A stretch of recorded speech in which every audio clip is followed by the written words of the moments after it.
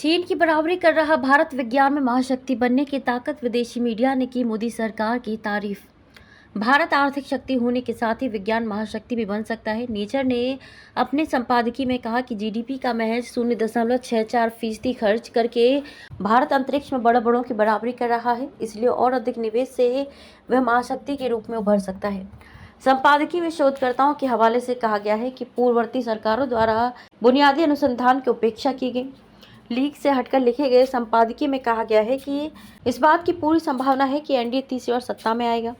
वह दशक के आखिर तक भारत को तीसरी बड़ी अर्थव्यवस्था बनाने में सफल होगा। इसके अनुसार विज्ञान के क्षेत्र में महाशक्ति बनने के लिए अनुसंधान प्रणाली को अधिक स्वायत्तता की जरूरत है।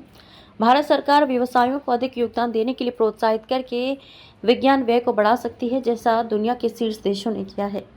सरकारी आंकड़ों के अनुसार वर्ष 2021 और 22 में भारत मात्रा के हिसाब से दुनिया का तीसरा सबसे बड़ा दवा उद्योग था और सस्ती दवाओं और जेनेरिक दवाओं का अग्रणी आपूर्ति करता था। दुनिया भर में कोविड महामारी से लड़ने में उसकी भूमिका अहम रही। पिछले साल भारत चंद्रमा पर सॉफ्ट लैंडिंग करने वाला चौथा देश बना और दक्षिणी ध्रुव पर उतरने वाला पहला देश। उसके पास दुनिया के सबसे बड़ा रिमोट सेंसिंग उपग्रह भी है। अनुसंधान उत्पादन में भारत दुनिया में तीसरे क्रम पर। आंकड़ों की माने तो संयुक्त राज्य अमेरिका और चीन के बाद अनुसंधान और उत्पादन के मामले में भारत दुनिया के सबसे समृद्ध देशों में से एक है। वर्ष 2014 से 2021 तक विश्वविद्यालयों की संख्या 760 से बढ़कर 1113 हो गई। पिछले दशक में 7 और आईआईटी स्थापित किए गए, जिससे इनकी कुल संख्या 23 हो गई है।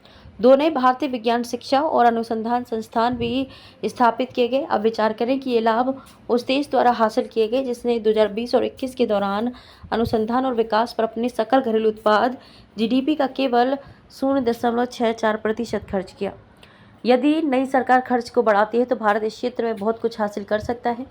भारत का विज्ञान खर्च 2020 और 21 में 57.9 अरब डॉलर रहा। पिछले महीने प्रकाशित आंकड़ों के अनुसार वर्ष 2022 में आर्थिक सहयोग और विकास संगठन OECD में 38 उच्च आय वाले देशों का औसत R&D व्यय लगभग 2.7% था, जबकि चीन ने 2.4% खर्च किया।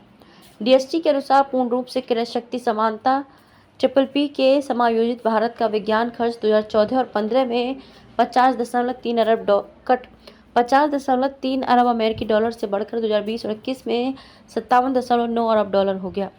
PPP विभिन्न देशों में किसी मुद्रा की क्रय शक्ति का माप है।